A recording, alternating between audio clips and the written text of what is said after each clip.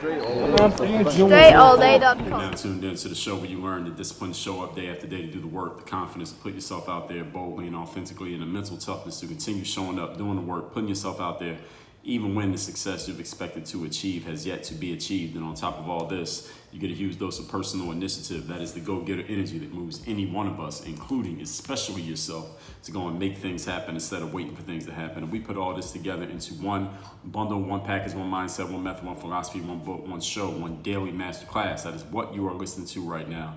It is called Work on Your Game.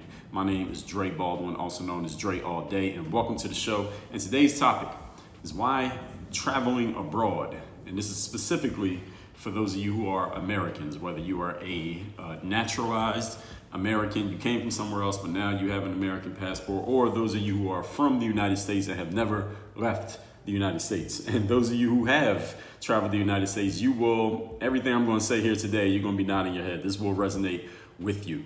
And I brought up this, actually, before I get to that, let me tell you, I have a text line where I want you to send me a text and tell me the most valuable thing you got from today's masterclass. What did you hear today that really made you think, or something that really resonated with you, or something that I've said that maybe you've been saying to your friends and people that you know for a long time, and you're glad that somebody else is wise enough to see it the same way that you see it? Send me a text. My number is 305-384-6894. Again, 305-384-6894. The reason that this episode is because I was just recently in the summer of 2021.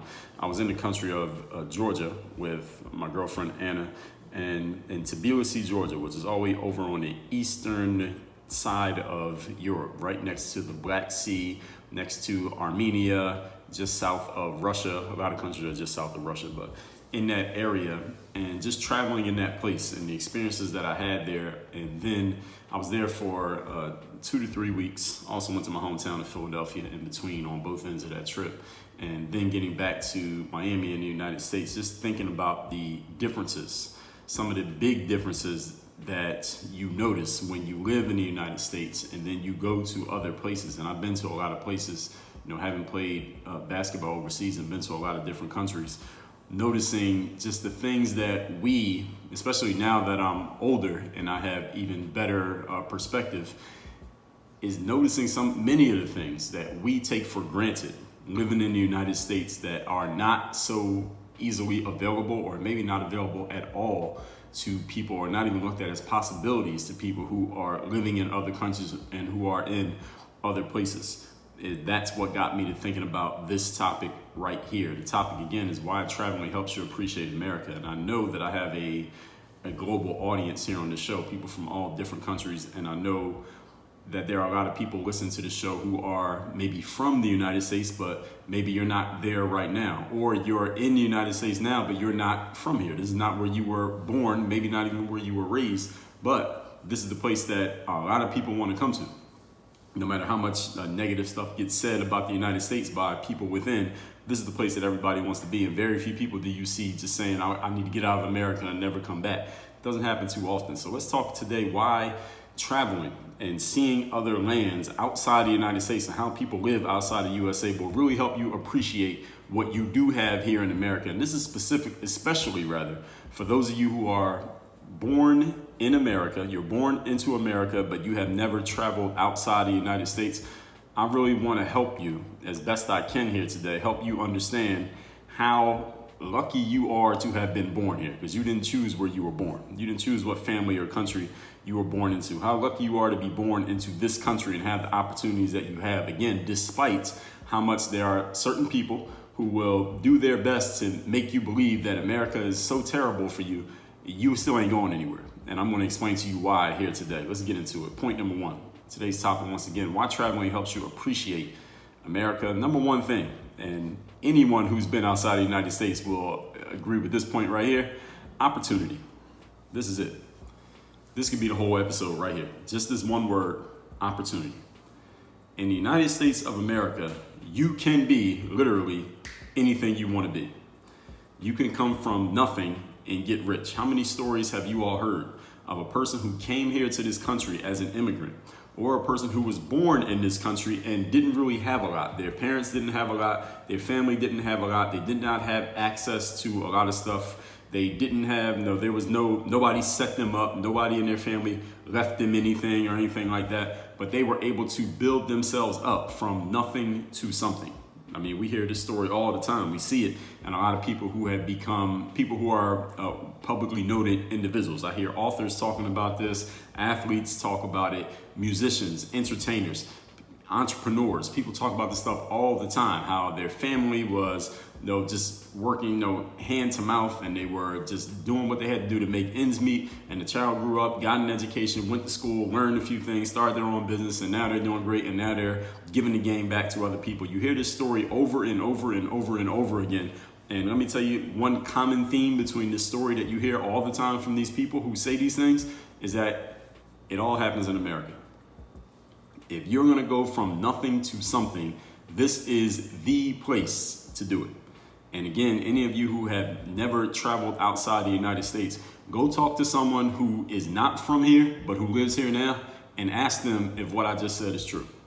Ask them if what I just said is most possible in the United States. Ask them if there's another place where it is more possible or even close to as possible than the USA. There is nowhere else. In the United States, you can be anything you want. You can come from nothing and become everything.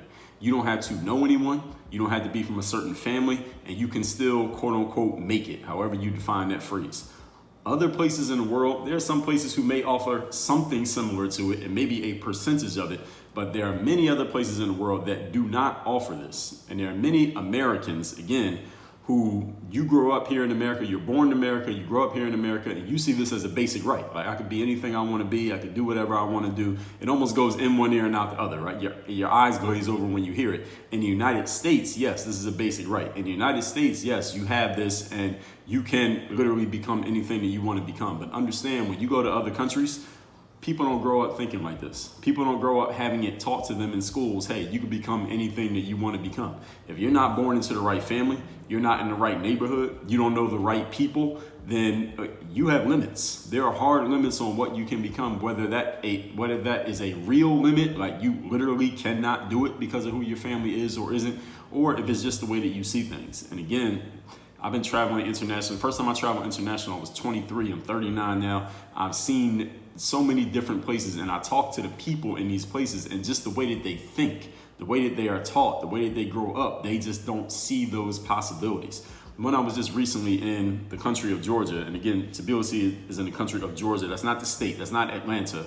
Again, for those of you Americans who've never been anywhere, that is not Atlanta. It's Georgia. Look it up on the map. But anyway, when we were out there in that country, just looking at the people, one of the things that I talked about a lot when I was on my Instagram story is some of the basic things that I was always looking for. It was hard for me to find. I was trying to find organic produce. I was trying to find water fountains outside. I was trying to find, is there a way, and I wasn't trying to do this, but I was thinking to myself, somebody wanted to just go play basketball indoors. Is there a place that they could actually go do it? None of these things were there, and I'm gonna get to that later on here in this episode, but I remember being in places like Mexico, or being in Mexico being a third world country, or being in even places like Lithuania, or being in places like Montenegro, or being in places like Germany. People just didn't see the same possibilities for themselves that people in America see. And a lot of Americans really, really take it for granted how you have so much opportunity to be whatever you want. And that anecdote that I gave you earlier, that example rather that I gave you earlier, of people who talk about how they came from absolutely nothing and made themselves into everything that they wanted to be, and took advantage of that opportunity for themselves. A lot of times those people are immigrants.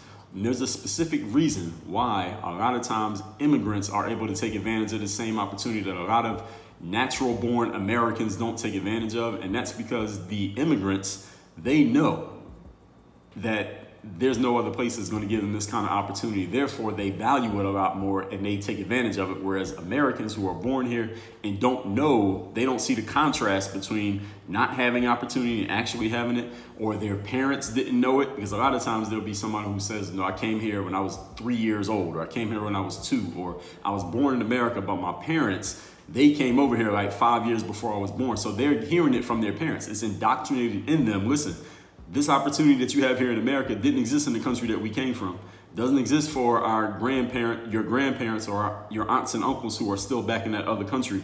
You better take advantage of this opportunity. They may not say it in so many words, but it's ingrained in them through the actions and the things that the parents instill in them. And that's why a lot of immigrants take advantage of the opportunity in America, while Americans who are born here, and your parents are born here, and their parents were all born here, you're not taking advantage of that opportunity because you've always known it to be a thing, to the point that you stop noticing that this is a feature that doesn't exist had you been born in Indonesia, had you been born in Australia, had you been born in India or France or England. It's not the same opportunity. I'm not saying there aren't opportunities in those places, and I'm just naming random countries there, not a diss to any of them. But the opportunity's there. And any of you who's an immigrant, or your parents or your grandparents are not from America, but you live here now and you taking advantage of that opportunity, you know exactly what I'm talking about. And you know also what I'm talking about when I say a lot of Americans don't take advantage of it, because it's like they don't even notice it. They're so close to it and they're so used to it that they don't even realize, like, damn, I'm lucky to be here. A lot of other places do not offer this, but the United States, it does. And I've been to these countries, and again, I talk to people who don't see themselves starting a business. They can't see themselves making a lot of money. They can't see themselves even just calling their own shots in life, just doing what they want to do in life. I've talked to these people. They just don't see it. Even though they are, technically free, they're out, going to work every day, going to school, raising their family. They just don't see this possibility. Their possibilities in their own minds has a very hard ceiling above them. Much of it is mental, but that perception is reality. Why do you think, again, there's always so much talk, there's always some kind of conversation going on around immigration with the United States? Why is that conversation always going on? Because people are always trying to come here. Why do those who complain about America, even the people who say, talk about how bad America is, or how bad this system is, and how this is against them, and how this is not working, and this is not working, why don't none of those people ever make a plan to leave the United States? Why does that never happen? It's because everybody knows how much opportunity you have here in America that you're not going to get anywhere else. Where are you going to go? There's nowhere else to go. It's because of the opportunity in the United States why there are people who are always trying to immigrate here, people who will even risk their lives. They will risk their freedom to come here illegally and do whatever they got to do just to get their footing here, because they know that the opportunity here in the United States does not exist in many other places in the world. So all of you natural born Americans who have not seen other parts of the world, I'm going to stress to you, please take advantage of the opportunity that's in front of you, because had you not gotten the random luck to be born into the United States, you wouldn't have the opportunity that you may be squandering right now and not taking advantage of it. There's nowhere in the world that comes close to it. Point number 2. Today's topic, once again, is how traveling abroad for you Americans will help you appreciate the United States. Number 2, the basic daily amenities that we take for granted. And I just touched on this a few minutes ago. When I was in Georgia, when I've been in Lithuania, when I was in Germany, when I was in Montenegro, all these places, actually nowhere that I've traveled internationally, if I really think about it, there are very few places where I could find a water fountain. Now that I really think about it. When I was playing in Montenegro, the gym that we practice in every day, we played our games in there as well. That gym did not have a water fountain. It didn't have a source of water. Now they might have had sinks and like showers and stuff like that and toilets, but there was no water. So we would be in there practicing every day. And I remember the first day I came to practice, all the players bought like a big bottle of water with them. And I'm like, why does everybody have water? Well, I didn't ask that then. I asked it later, because we're going through practice and the coach gives us a 5-minute break to get water. And one of the players said, well, Dre, you want a sip of this water? And I saw the players were passing around a bottle, like 4 players were sharing the same bottle and all drinking out of it. I'm like, I don't want that water. It's not like their mouths were touching the bottle, but it just, I don't know. It was just something about it. I just didn't want to touch it. I like having my own water bottle. I'm like, man, there ain't no water fountain in this building? And the guy was like, no. Like he wasn't even, it was like a foreign question I was even asking him. And it's a brand new gym. The gym had just opened that season. They didn't have water in the gym. The heat didn't work in the gym. The air conditioning didn't work in the gym. It's the middle of the winter, so they couldn't turn the heat on. So we're practicing with sweatshirts on because they didn't have heat in the gym. And this is a brand new gym. Now in the United States, let's say there's no heat in a building that just opened. Like we're not even using that building. We're like, something got to get fixed here. People are outside protesting if that happens. I couldn't find a water fountain. Just my recent trip, there was no water fountains outside. I found 1 or 2 water fountains, luckily, in the places that I were at, but they were very hard to find, places that I was at, rather. Restaurants. When you go to a restaurant, many places outside the United States, in my experience, they do not just bring you water. You know, when you sit down in a restaurant in the United States, when the waiter first comes to the table, they might bring you water before they even talk to you, before they even say hi to you. They're already bringing you 2 glasses of ice water, then asking you, can they get you something else to drink? Do you want an appetizer? Do you have any questions about the menu? When you go to other countries, the first thing they do is just ask you what you want, and you have to ask for water. And then when you do, they bring you a water in a bottle and they charge you for it.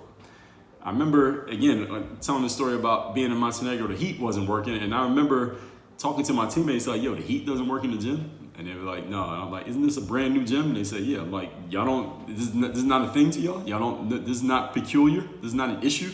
And they just took it in stride. This was like a normal thing.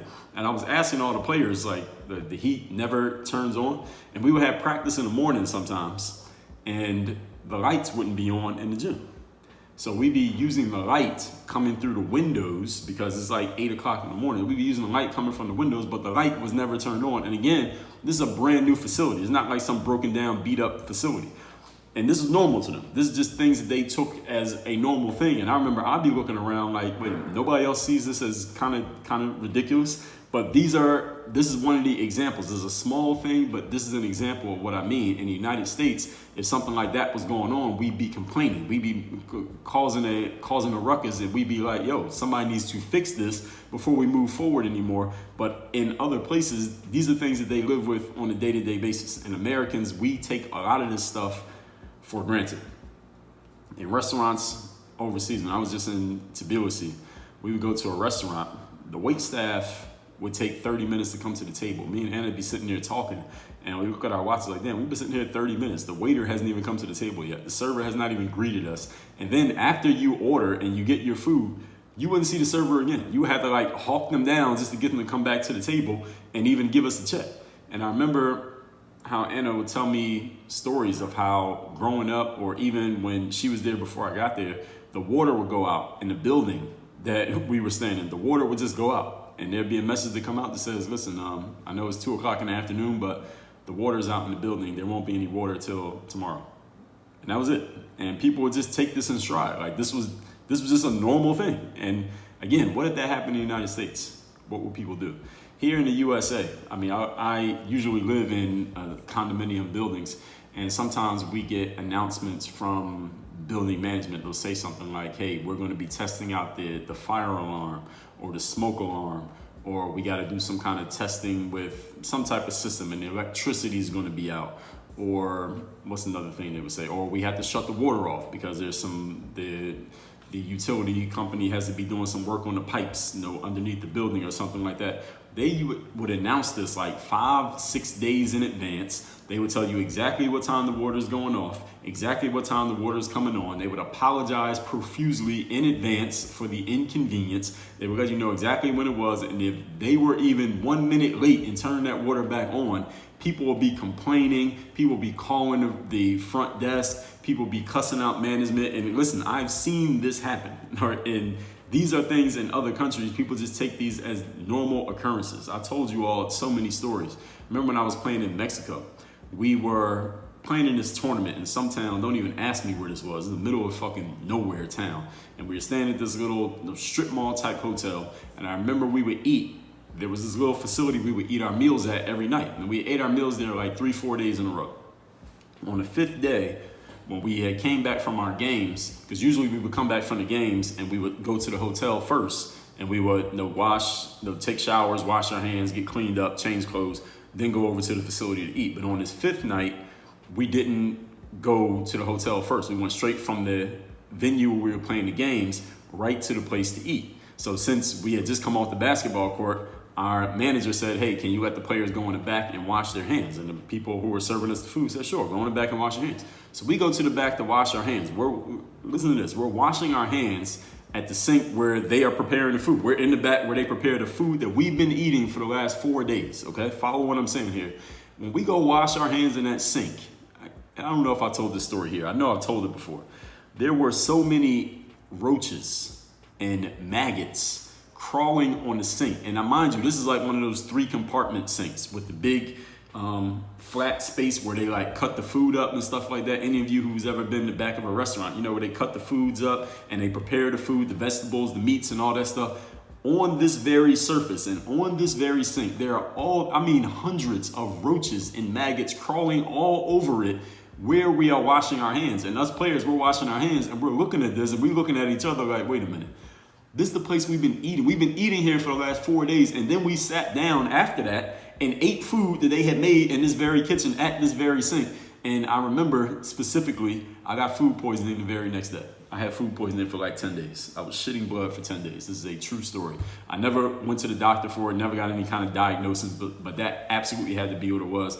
And it was definitely mental as well as physical, because I had been eating the food already for 4 days, but I didn't get sick until I saw where they had been preparing that food. But this is the kind of thing, like if that was happening in the United States, somebody would have made a big deal about it, took photos of it, got the whole place shut down by the Board of Health, and they wouldn't have been able to serve food ever again. Out there, I don't think there was any Board of Health out there, all right? The Board of Health was, all right, you want something to eat, you eat this food. You want to starve, don't eat nothing. And that's how it was. But in America, how do we react when the Wi-Fi stops working for 5 minutes? We're calling the company, we're tweeting them, we're texting them and complaining about everything. So these little things, and these could be looked at as big things as well, but a lot of these little things that we take as, all right, they better be in place or we're gonna bitch and complain about it. In other places, this is just things that people take in stride. People take this as just a normal way of living. I'll tell you another story. Here in the United States, this had to be about 7-8 years ago. One of the buildings I was living in, I was on a pretty high floor at this point. I was on like the 44th floor in this building. And this building had 4 elevators. So I go to the elevator one day, this is the middle of the afternoon, 2 or 3 o'clock in the afternoon.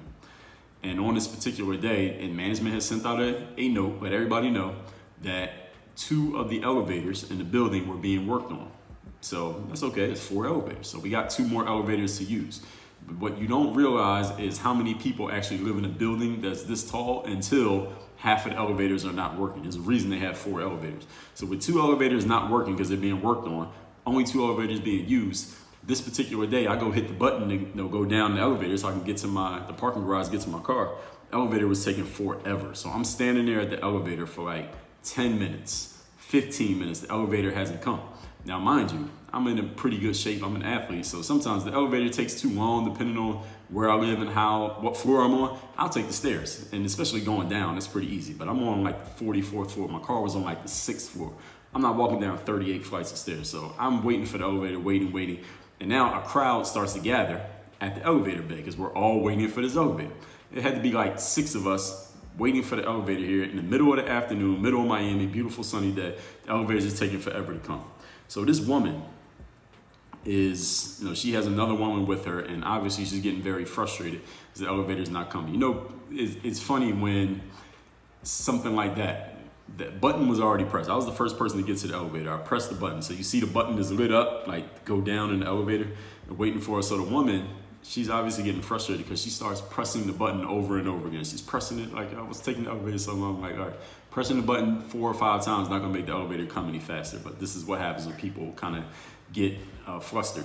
So she grabs her phone and she calls the front desk of the building.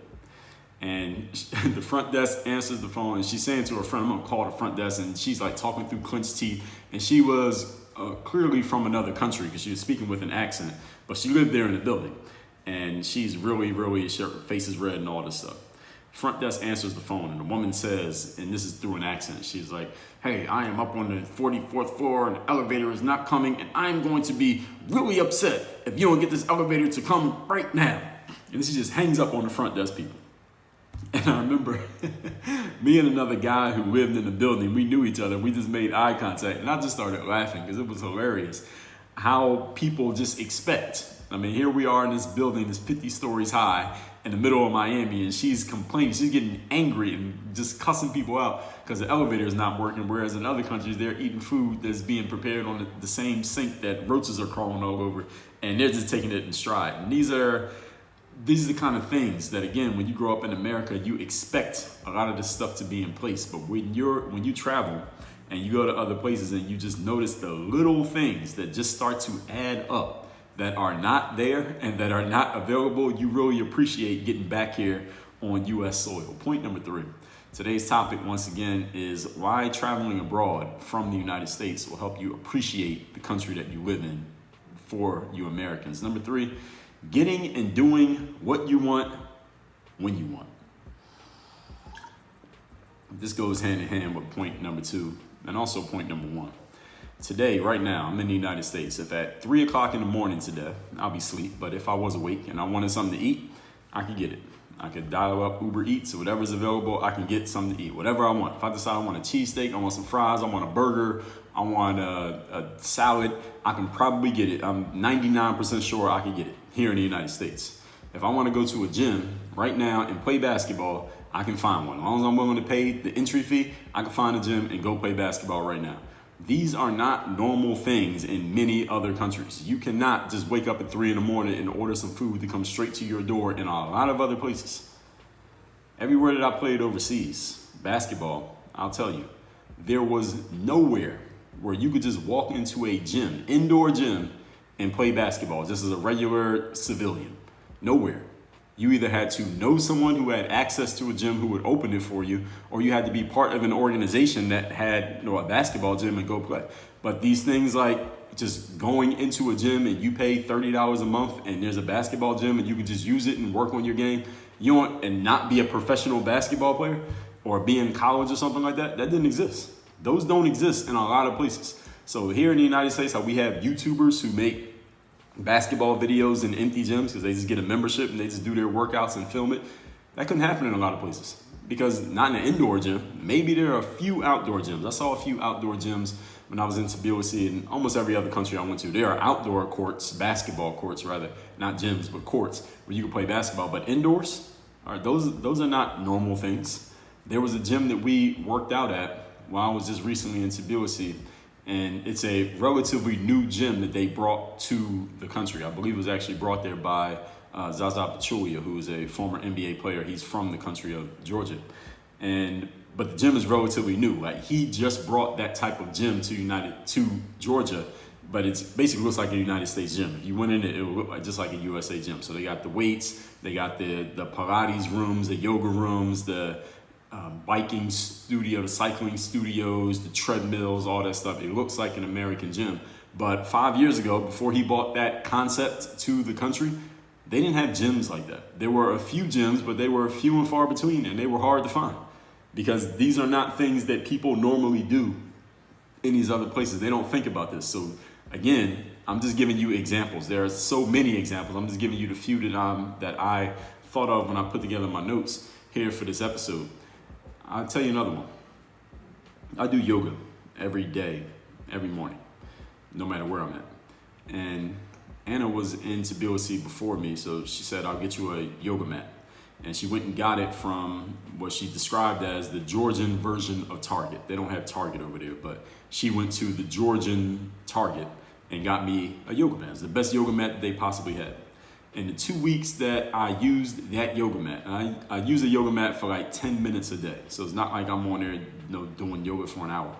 10 minutes a day.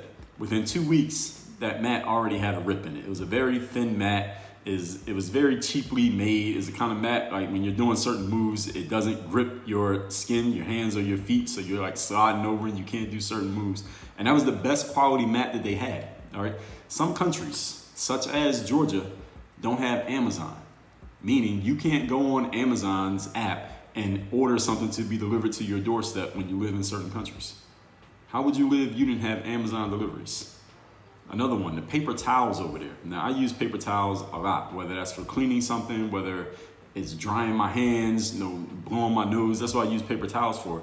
The paper towels over there in Tbilisi was these brand X, these really cheap ass, really thin paper towels that you need like 5 of them to get the same type of absorbency that you would get from like one Bounty paper towel in the United States. They don't sell Bounty over there. They don't sell Brawny or whatever the other high quality paper towels are. They don't sell them over there. So the best quality paper towel you can get is these really cheap ass paper towels.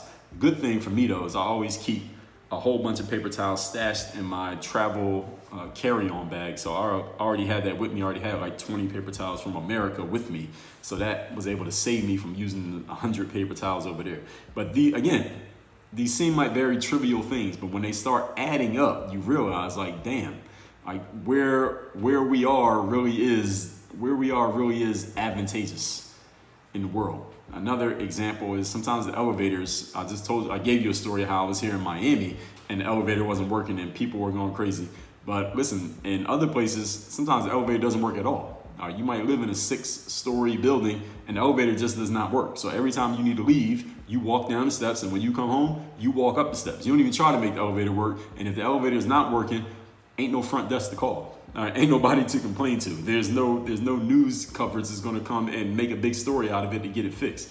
There was no organic produce when I was in Tbilisi. I like eating organic spinach and I like eating organic fruits. There weren't any organic fruits, at least not that I could find. So I had to deal with what I had to deal with there. Again, these little things start to add up, and these are just some examples, what I'm sharing here today. There are many more. Yeah, any of you who has traveled or you're from other places, you can share them with me. Send me a text again, 305-384-6894. Let's recap today's class. Why traveling abroad helps you appreciate America, at least for those of you who are in America. Number one, opportunity. In the United States, you can be anything you want to be. You can come from nothing and create as much something as you want. You don't have to know anyone. You don't have to be from a certain place in order to make it. And there are many other places in the world that do not offer this opportunity. This is why there's always a conversation about immigration in the United States, because so many people want to come here. Despite how bad some people may want to make you think America is for certain people, ain't nobody leaving.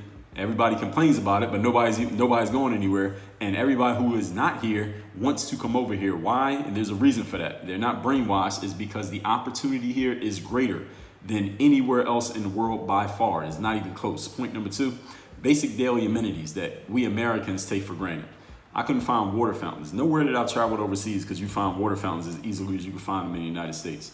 Restaurants don't bring you water when you sit down in a restaurant. And if you do, they charge you for it. You got to ask them specifically to bring you water that is like tap water in order to get it. Again, little things. Remember playing overseas, I was in the gym, the lights didn't always work, the heat didn't work, and this is a brand new facility. That happened in the United States, people will go crazy. In restaurants, sometimes overseas, the staff takes forever to come to the table. They don't even put on the check. When you pay the check, they often don't put a line on there for you to give them a tip. Now that may be just different with just hospitality and things like that. I remember being in a building in the United States. The elevator was taking forever to come. This woman called the front desk, cussed the front desk out because the elevator was taking too long, as if the front desk was holding up the elevator, and then hung up on them. And this is the kind of things in America we become so accustomed to, these amenities and these things that we just believe are our rights. Our Wi-Fi stops working for 5 minutes. We're calling the company and cussing them out on social media.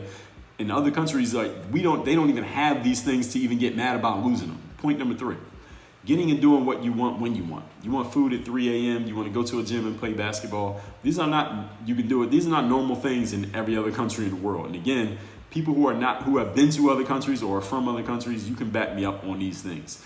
You have to know someone to be part of an organization just to play basketball for fun in an indoor setting in many other countries in the world.